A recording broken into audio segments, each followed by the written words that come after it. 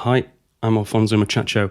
Today I'm going to talk about saturation and specifically how I use it to bring both life and loudness to my tracks. So I don't believe that there are any secrets in music production.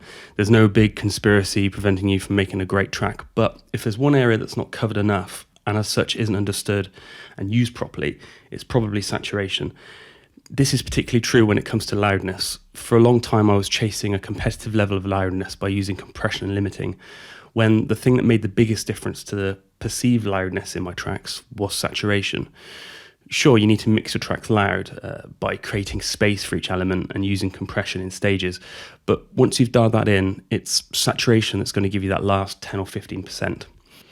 Now, one thing I didn't want to spend a lot of time doing, which I've seen in quite a few other YouTube tutorials, is running a sine wave through a frequency analyzer and then putting a saturator or an overdrive on that sine wave and showing you the harmonics that generates. I'm going to assume that you understand the basics about saturation and that running a pure sound through a saturator or an overdrive will give you added harmonics further up the frequency spectrum. So the first time you encountered saturation whilst producing was probably within a synth, when you've overdriven the filter or something like that. You might have seen it only as an effect for creating, say, a snarling bass line or gritty drums, but it has far more uses than one would initially think. You will quickly notice that saturating sounds really makes them jump out of the mix. So here's a track I made to illustrate the effects of saturation on the different elements: percussion, melodies, and bass line. To hear a lot of what I'm going to demonstrate, you're going to need to be listening on a decent pair of speakers or at least headphones.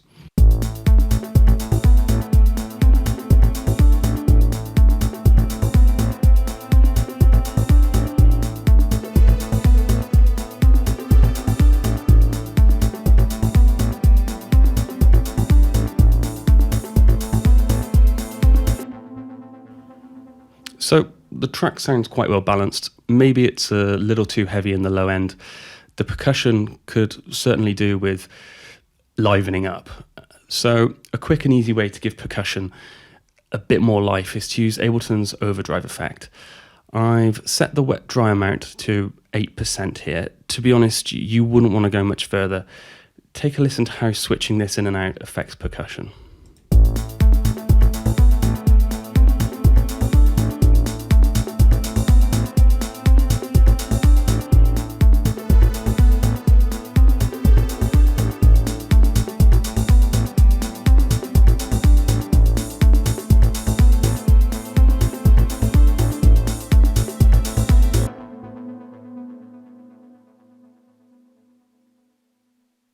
There's a lot more going on here than just a volume increase. There's an energy coming from the sounds, particularly the hi-hats, that you wouldn't get simply from increasing the volume. Let's see how much difference in terms of volume the effect is actually making.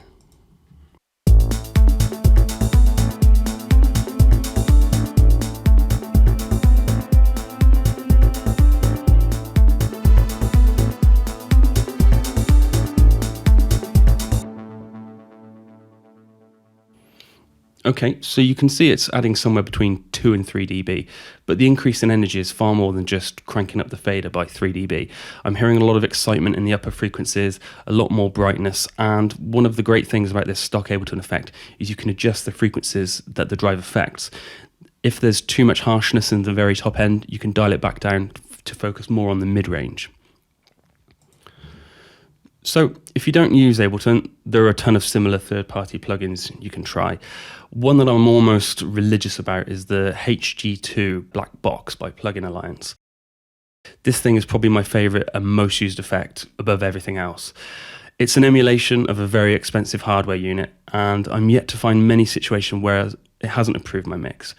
Now, I tend to mix a little dark, and by that I mean I give a lot of priority to the lower end of the frequency spectrum. Using something like this plugin that tends to brighten the mix helps me a lot.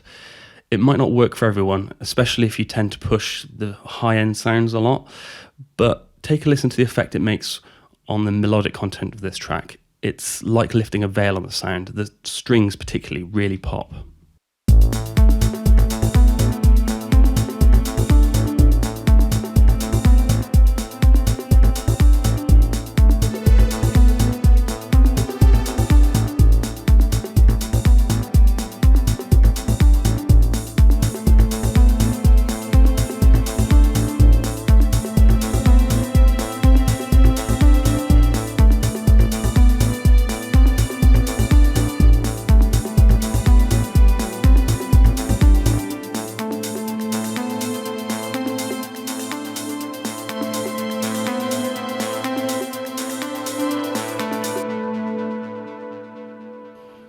Again, we're going far beyond simple volume increases here. We're getting a lot of excitement in the mid-range, and this is true from nearly everything that contains tubes or is an emulation of something with tubes. I hear a lot of people say that running a sound through tubes gives it warmth, and honestly, I think this is a myth. I think it's probably something that someone said once on YouTube and everyone else just repeats it as a fact. For me, tubes give brightness, and that's what you're hearing here. Warmth comes from things like transformers and tape, not tubes. So I'm going to quickly show you another tool I use a lot, and that's the built-in saturator plugin within Ableton. This I find works great on bass lines. Take a listen to the bass line on this track, just on its own.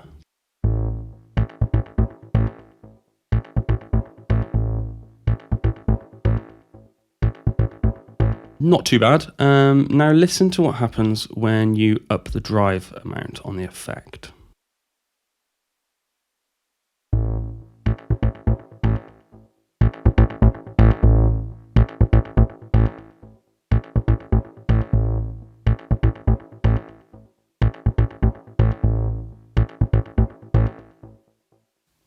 This is getting really meaty.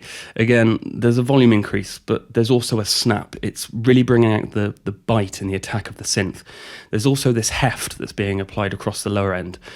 I've used a lot of different tools on bass lines, and I own many third-party plugins, but I really think the built-in saturator from Live does a great job, and I use it on nearly every bass line I make, simply because it sounds great and takes up almost no CPU. The final tip I want to share with you is another way to make your entire mix sound a little more alive and increase the width. Now, if you're anything like me, you're always looking for a mix that sounds as wide as possible, and we could talk for hours around all the different ways to achieve this. One quick and easy way I've found is to create a send where you route all your melodic content to. On this channel, you'll emphasize, and in this case, process only the stereo information. Here you can see I'm not processing any of the mono sounds, just the wide sound. I'm boosting heavily the low end and then running it all through saturation and compression. This is an area where you can dial in extreme settings, particularly with the compression, as you'll be blending it in with the rest of the mix. Now, again, you won't be able to hear this effect from your phone. You'll need a decent setup to hear it, as it's quite subtle. I'll blend it in and out and solo it so you can focus in on the sounds. Pay particular attention to how wide the melodies get and then how they disappear back into the mix when I mute the channel.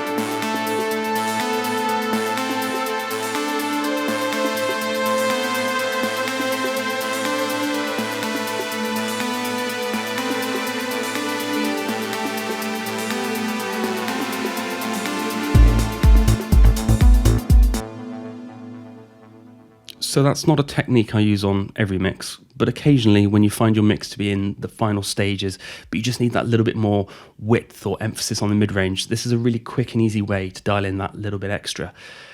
So the thing about creating music in the digital world is there's only so loud you can make a sound. You have a 0 dB limit. You can compress it to make it seem louder, but you still can't go above 0 dB, and eventually your sound will just turn to mush. Distortion or saturation tricks the ear into thinking the sound is louder. The advantages this has over compression is you won't sacrifice dynamic range in quite the same way that you will with compression. The real secret to loudness is using both compression and saturation together. Again, a little goes a long way. Drop your thoughts about saturation in the comments. What do you use it on? Have you found any uses for it in strange places or weird situations? I'm genuinely very interested in what you guys are using it for.